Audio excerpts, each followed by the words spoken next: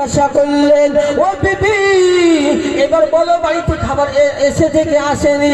আবার বললেন, না না না, বাড়িতে কোনো খাবারের ব্যবস্থা হয়নি। তিনি মনে মনে ভাবলেন হয়তো আমার অজুতে ভুল হয়ে গেছে।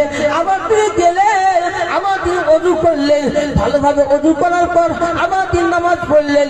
নামাজ পড়ার পরে এসে দেখলেন বাড়িতে একটা জাতা, ওই জাতা ঘুরতে আরম্ভ করতেছে। জাতা বুঝলেন তো, চরকিও বলে কেউ, তো জাতাও বলে। তো জাতাটা ঘুরছে, অটোমেটিক জাতাটা ঘুরতে আরম্ভ করছে আর আটা বেরোচ্ছে, আটা বেরোচ্ছে। ওই আটা তারা বাক্সে তারা আটাটা তারা ব্যাগে ভরতে আরম্ভ করলো, হাড়িতে ভরতে আরম্ভ করলো, ওই আটাতে রুটি বানাতে আরম্ভ করলো। এত আটা বেরোতে বেরোতে থাকে, এত আটা বেরোতে থাকে। ওই সাহাবা ওই জাটাটাকে হাত দিয়ে ধরলেন, সঙ্গে সঙ্গে বন্ধ হয়ে গেল, সঙ্গে সঙ্গে বন্ধ হয়ে গেল। বিশ্বনবী মুহাম্মদ রাসূলুল্লাহ সাল্লাল্লাহু আলাইহি ওয়াসাল্লামের কাছে গেলেন, তিনি পুরো ঘটনাটা শোনালেন। ঘটনা শোনানোর পর বিশ্বনবী মুহাম্মদ রাসূলুল্লাহ সাল্লাল্লাহু আলাইহি ওয়াসাল্লাম বললেন, ও আমার সাহাবা, ও আমার সাহাবা, কান খুলে শুনে নাও, তুমি যদি ওই জাতিতে যদি তুমি হাতটা না দিতে, তাদের সে কিয়ামত পর্যন্ত ঘুরতে থাকতো আর আটা বেরোতে থাকতো। জোরে বলুন সুবহানাল্লাহ। দেখছেন তিনি কত ধৈর্য ধারণ করেছিলেন। আজ আমরা যদি বাড়িতে টাকা না থাকে, টাকা যদি প্রয়োজন হয়, আমরা কি করি? আমরা মসজিদ যাই না, আমরা নিজে আত্মীয়র বাড়ি যাই, আমরা ব্যাংকে যাই, আমরা সুদ নিতে যাই, লোন নিতে যাই, ঠিক কিনা বলুন? এরকম হয় না?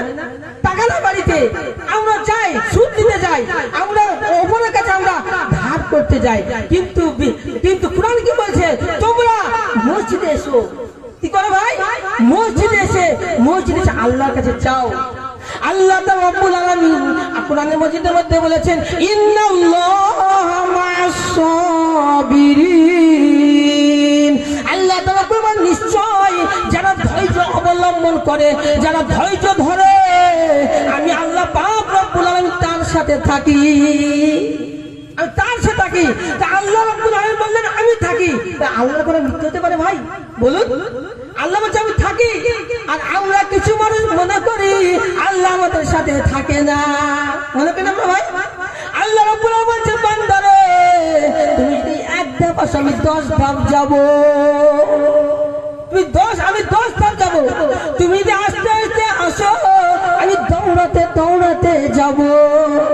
আল্লাহ দৌড়াই বলে এখানে প্রশ্ন হতে পারে, আপনারা বলতে পারেন হুজুর আল্লাহ দৌড়াই, আপনি বলছেন দৌড়াতে দৌড়াতে যাবে না, এটা আল্লাহ দৌড়াই না। একটা কোরআন আছে, আল্লাহর হাত, আল্লাহর হাত আছে, আল্লাহর হাত নাই। কিন্তু মানুষকে বোঝানোর জন্য আল্লাহর হাত বলতে হয়, মানুষকে বোঝানোর জন্য বলতে হয় কিন্তু দৌড়িয়ে আসবে, দৌড়াতে দৌড়াতে আসবে। প্রশ্ন বুঝতে পারলেন? আল্লাহ পা নাই, আল্লাহ হাত নেই, কিন্তু বুঝানোর জন্য বলাই আল্লাহ হাত, মানুষকে বোঝানোর জন্য। এই যে শোনাচ্ছেন বাবজি ভাইয়েরা, আমরা ধৈর্য অবলম্বন করতে পারি না। এবং তোমরা আমাকে ভয় করো, লাআল্লাকুম তুফলিহুন, যাতে তোমরা সফল কাম হও। আজ মানুষ কিভাবে আমি জমি জায়গা কিনে সফল হব, ব্যবসাতে কিভাবে আমি সফল হব, চাকরিতে কিভাবে সফল হব, এই ধান্দায় থাকে, ঠিক কিনা বলুন? কিন্তু আমি জান্নাত যাব কি করে, আমি সফল কাম হব কি করে, জান্নাতে প্রবেশ করব কি করে, এটা আমরা ধারণা আমাদের মাথায় থাকে না, ঠিক কিনা বলুন? থাকে না। এর জন্য আমার ভাইয়েরা আল্লাহকে ভয় করতে হবে। যদি আমরা আল্লাহকে ভয় করি, তবে আমরা সফল কাম হব। আমার শোনাচ্ছেন বাবজি ভাইয়েরা, তাহলে বুঝা গেল আল্লাহকে ভয় করতে হবে।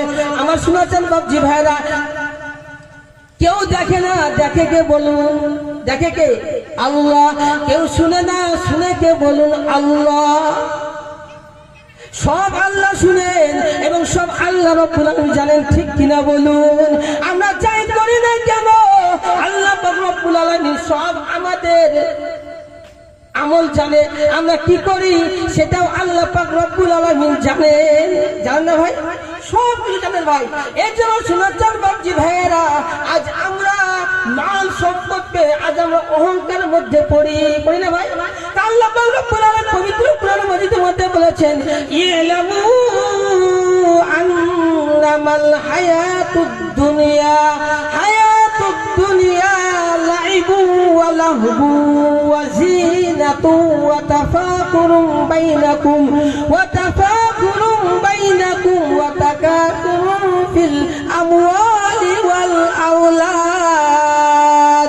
কোরআন সূরা 12 নম্বর 27 সূরার নাম সূরা হাদীদ, পৃষ্ঠা নম্বর 14, পৃষ্ঠা নম্বর 18, আয়াত নম্বর 20, ডান দিকের পৃষ্ঠার উপর থেকে 3-4 লাইনের পরে আল্লাহ পাক রব্বুল আলামিন পবিত্র কোরআনের মধ্যে নকল করে জানিয়ে দিলেন, ইলামু আন্নামাল হায়াতুদ দুনিয়া লাইবু ওয়া লাহবু ওয়া যিনাতু ওয়া তাফাকুরুম বাইনাকুম।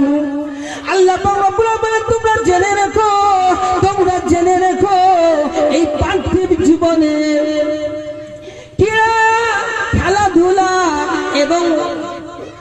খেলাধুলা সাজসজ্জা এবং তোমাদের ধন সম্পদের ওহামিকা, এই সমস্ত জিনিস দুনিয়াতে প্রাচুর্য ছাড়া আর কিছু না। খেলাধুলা আমরা দুনিয়াতে, খেলাধুলা আমরা সৌন্দর্য সাজসজ্জা আমাদের ধন সম্পদ নিয়ে আজ আমরা অহংকার করি না ভাই? আমার শোনার চান বাপজি ভাইয়েরা, কিছু মানুষ আছে তার